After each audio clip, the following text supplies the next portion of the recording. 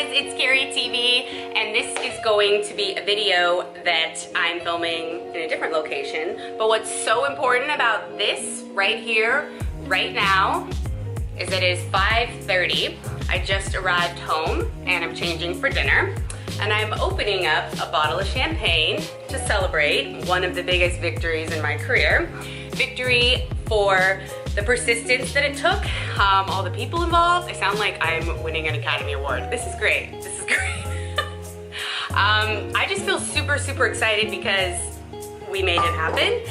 And I'll go through the story in this next clip, but I'm here, I'm getting ready for dinner, and I'm opening this bottle of champagne, and no one's here, so I'm gonna have to open it on Keri TV, woohoo! And I'm pretty sure this is one of Eric and I's engagement gifts, so sorry babe. So cheers to me. I think I just had a heart attack. Cheers. This is real life. Cheers. Thank God that didn't go over.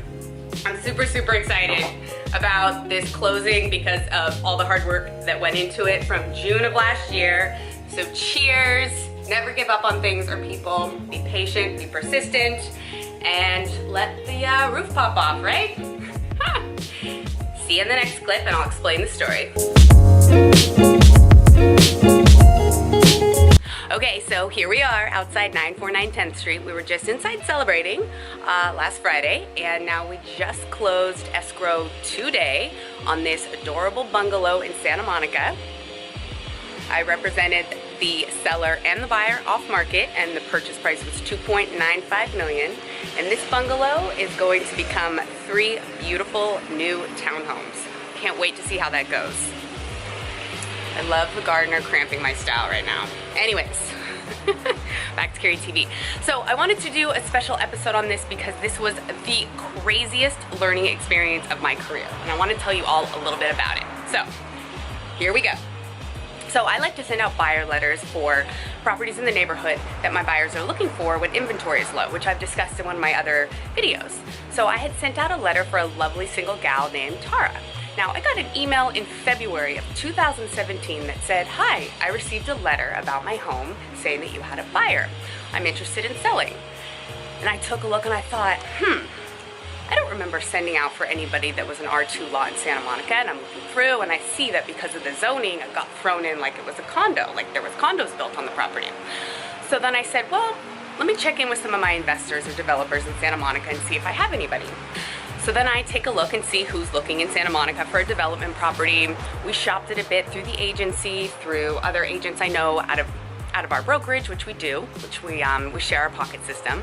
And nobody really wanted to quite pay the price. The market was still catching up to what the seller really wanted. It's sort of like a make me move price. So one day we get a call about a property in the area, and one of my assistants happens to take the call because I'm on another call. She gets off the phone and I say, "Oh, hey, who was that?" And she goes, "Oh, total waste of time, a developer, he's looking to build something for himself in Santa Monica, psh, whatever." And I said, "Give me the phone." Give me the phone. And I call him right away. And I said, "Hi, are you looking, I just heard you were looking for a tear down in Santa Monica, etc. on these streets." He said, "Yeah." And I said, "I have the perfect property for you off market. What's your price point? What are you looking for?" Sent it over to him, picture the front, specs on the lot. He says, "I want it. Let's make it happen." So of course there was a little bit of negotiation on the price, but this isn't even the interesting part. So buyer says he wants it. Go back to the seller, we have some negotiation.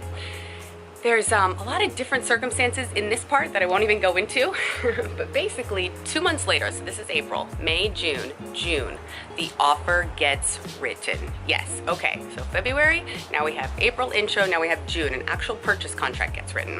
And I remember writing it one morning, a Sunday morning at like 7:30 in the morning, watching a Formula One race, and I sent it to my dad, and I sent it to Hi, and I'm like, this is the most confusing deal ever, can everybody double check this? I sent it to our office legal. It was just such a complicated transaction, and it was off market.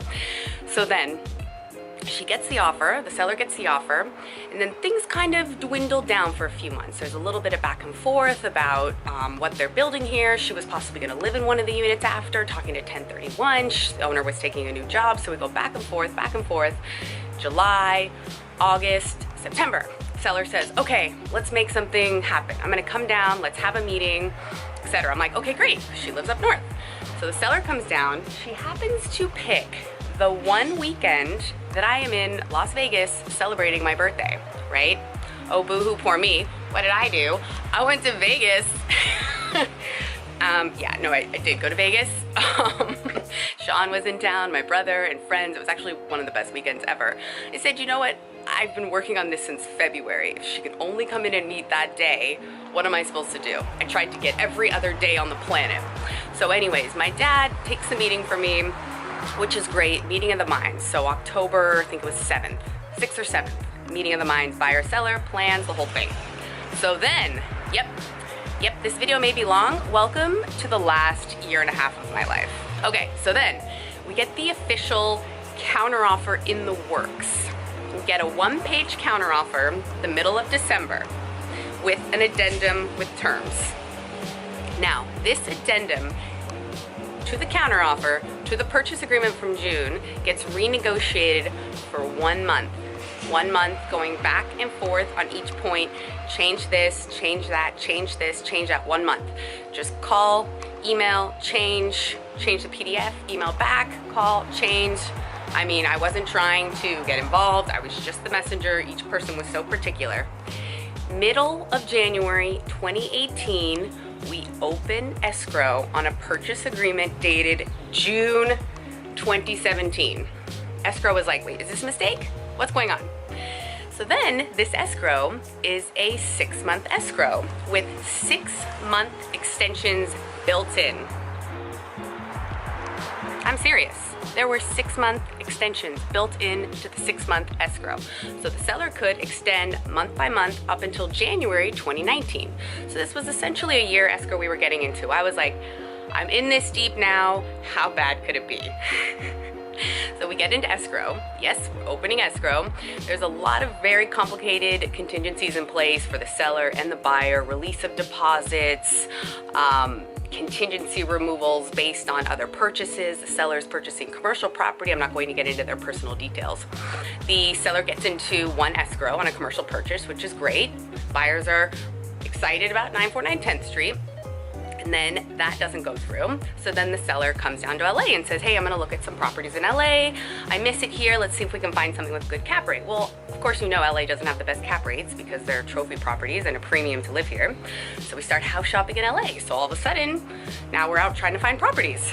So then we get into escrow on another property for her because she's in a 1031 exchange in June. Yep, this story's still happening. It's still happening. That purchase ends up not working out over 2 weeks of going to the city, inspections, repairs, quotes, time at the property. Just wasn't the right fit for her. Cancels that escrow, starts searching on other places. I eventually find her this really great rental in Venice. See the property. She writes an offer, flies down to see it. Inspections pass with flying colors.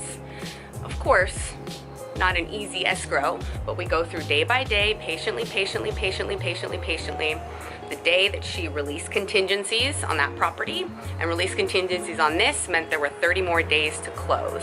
And that leads us to September 25th, 2018. 949 10th Street, double end, off market. It can be done, folks. So that is my special Keri TV episode. It is probably gonna be the longest episode, like the longest escrow of my career, but I hope it was a learning experience for you about persistence.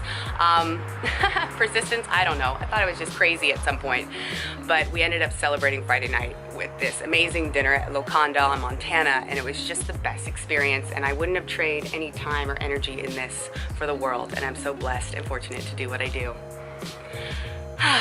Congrats, everybody. This is Keri TV, signing off.